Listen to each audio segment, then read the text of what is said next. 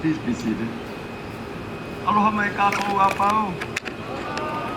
We open with an oldie that acknowledges that each of us, as we go back through the generations, are ultimately related to each other. Our ancestors have brought us forward to this time and place, and we are united by aloha. Another word that holds the meaning of aloha in greeting is velina. So in the hula, ke velina mai nei, we call velina to you, and in the dance, offer the highest expression of ancient Hawaiian hospitality, a drink of awa, that drink prepared from the roots of the awa plant, not a fermented alcoholic drink, but one of great therapeutic value. It relaxes the major voluntary muscles and keeps the mind sharp and receptive. Thus, it was a favorite for hard laborers as well as the priestly professions, who required that sharp-minded reception to assess the needs of the universe around them. In the hula, awa is offered to the god of fresh water, Kane, who brings life, and as he rests his head in the clouds, we greet you, ke velina mai ne, ke kini o lalo. Ke velina mai ne, ke kini o lalo. Velina mai ne, ke kini o lalo. Na hoa o kauka, na hele o kuna, ka i kano, ka i kaukani, o kane,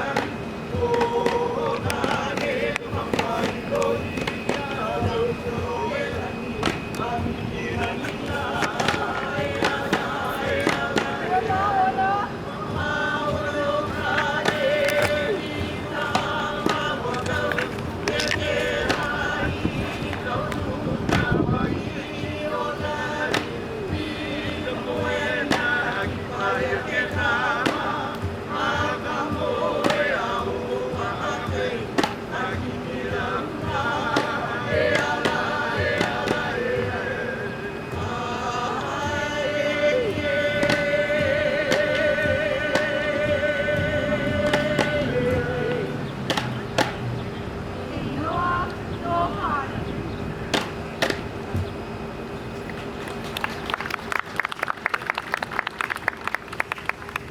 So on this day, we celebrate a changing of the seasons marked by the sun, the astronomical timekeeper known by ancient people around the world. Without fail, the cyclic march of the sun's course over the year means that on specific days, the sun will rise or set at a particular landmark when seen from a prescribed spot. And near this spot stood the heiau Kupalaha, the sister heiau of Papaena'ena that overlooked Waikiki from the foot of Mount Leahi, Diamond Head. At Kupalaha, observances of the year's changing seasons were made at its kuahu, or altar, which was called Opunaha. As we gather today to make our observances from this ancient site, let's start with a call, another call, to the Kiniakua, the uncountable manifestations of Akua in the universe.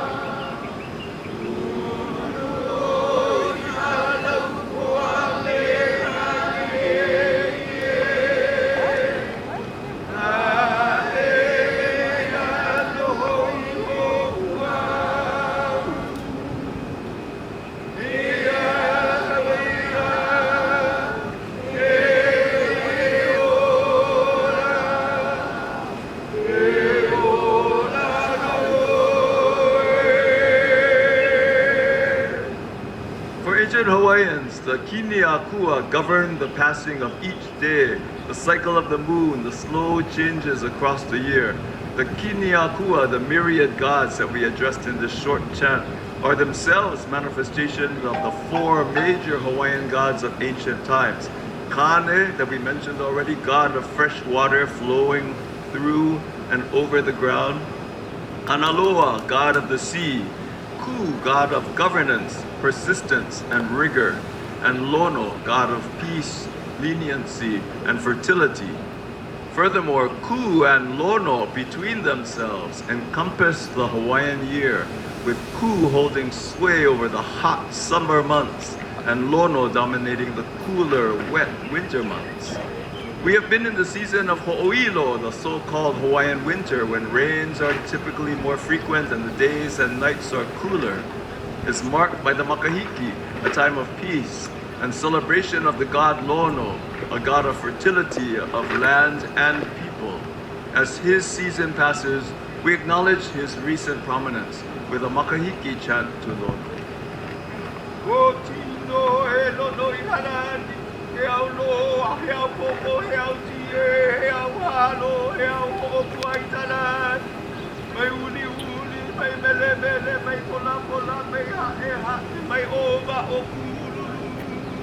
May dai na o Lono yana may oi ho kuya ko Lono na ho e mi haidalan a mo mo ya kwara au yo Lono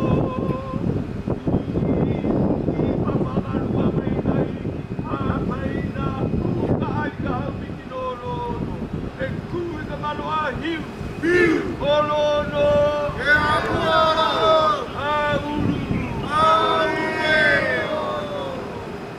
In the chant just presented, were named the many cloud forms of Lono, the long cloud, the short cloud, the clouds that build high, and those that peek through. And if you recall the unstable winter storm days of the past months, you see that what we chanted is what we all see during the winter, what meteorologists call multiple étages, multiple layers of clouds of different types simultaneously in unstable moving air.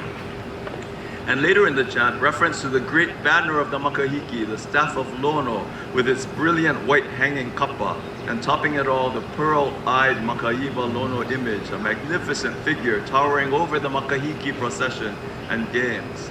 And so the line of chant says, Amo amo kia kuara au nui o Lono. Resplendent is the great wooden figure of Lono. Toward the end of the season of Lono is a time of atonement, where the shortcomings of leadership is acknowledged and forgiven, and all haumia, all defilements of the heiau are cleansed, and their kapu restored as spiritual faults are taken away by Lono. For Lono came with the gods from Tahiti, the ancestral homeland. And so this drum dance, O Tahiti Hiti Hitie, is dedicated to Lono as he is sent back to Tahiti.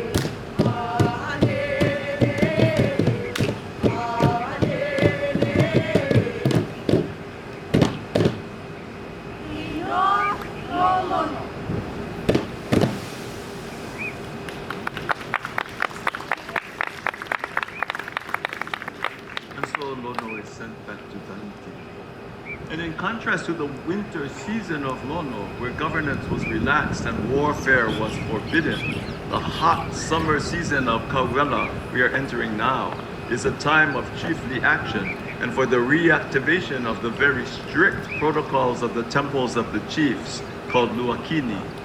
These heiau are dedicated to Ku, god of warfare and chiefly governance.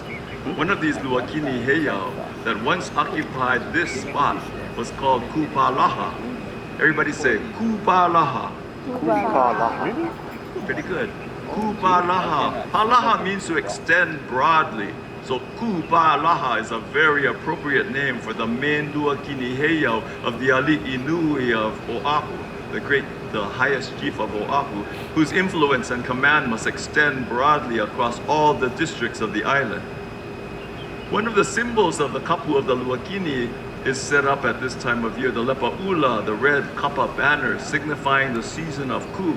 Although none of these banners is preserved from those times, and we only have a general description of them. Imagine it, if you will, the lepa'ula set high on the massive stone platform of Kupalaha, erected on this day 400 years ago to mark the advent of the season of Ku, returning to the island of Oahu during the High Chief Kakuhihewa's time. The most exalted of the many manifestations of Ku is Ku Nuia Kea, who resides in the highest strata of the atmosphere and is the head of all of the Ku gods. Ku Nuia Kea is the paramount Ku, and thus the god of the highest ranking chiefs. This pule to Ku Nuia Kea offers a sacrifice, a willful rebel to the land, and the kapu, Akipi Aina, the most serious threat to chiefly governance.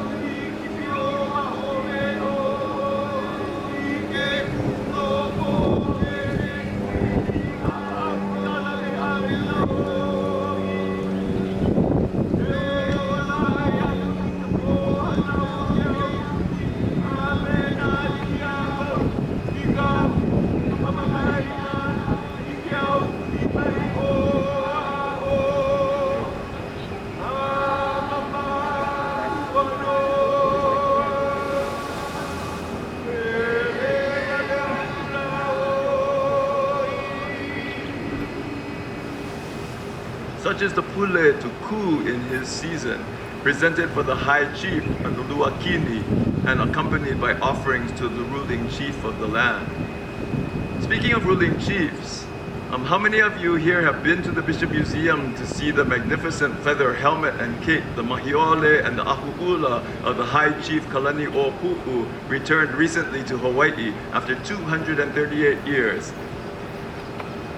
Oh, a lot, that's good. If you have not, you really must go see. The ahu'ula and mahiole of Kalani o Pu'u are the mark of a warrior of great prowess. Through virtue of his mana and his abilities in warfare, Kalani o Pu'u was one of the most powerful ali'i in the long history of the island of Hawaii. Kalani o Pu'u had a young nephew named Kamehameha and placed him under the guardianship of Kekuhaupi'o because Kalani o Pu'u had seen that Kekuhaupi'o was extremely skilled in warfare strategy and the fighting arts. This mentorship brought about a firm bond between Kekuhaupi'o and the young Kamehameha. A short while after this, Kalani o Pu'u raised an expedition to do battle with Maui chief Kahekili. And while Kalani o Pu'u was at Hana, he sent his warriors to plunder the people and the warriors of Kaupo. Kahekili raised a great army in defense, led by his very famous general, Kane o Lailai. When Kahekili's warriors met those of Kalani o Pu'u at Kaupo, a very great battle developed between the two sides. In this battle was shown the fearlessness of Kekuhaupio. It was said that when the battle started, Kekuhaupio moved amongst Kahekili's warriors, and for each who challenged him, it was said the man was lifted and broken in the strong hands of Kekuhaupio. However, while he was fighting fearlessly, his feet became entangled in the vines of sweet potatoes growing there, and he was surrounded by Maui warriors and was in dire trouble.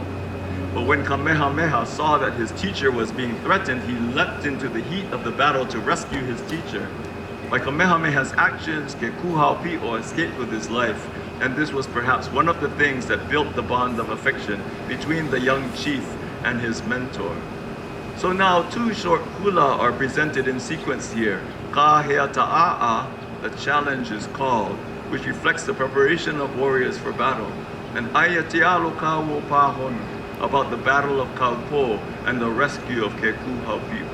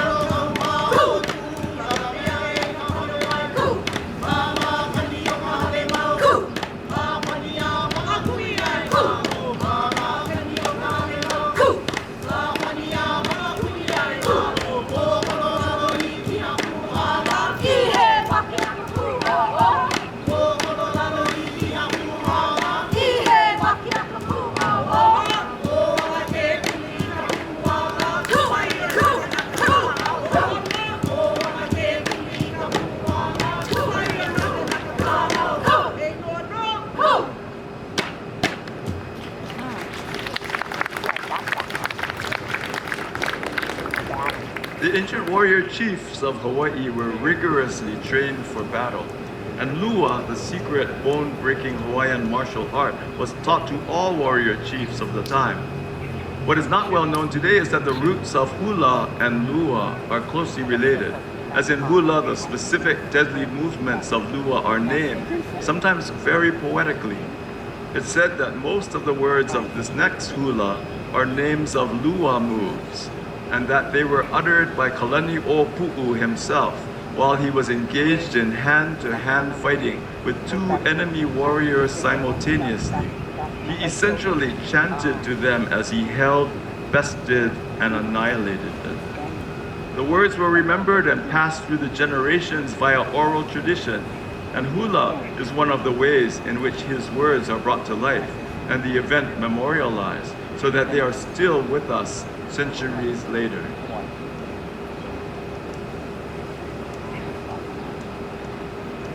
The name of the hula is Emotu Ta'ula, an island is Kauwela.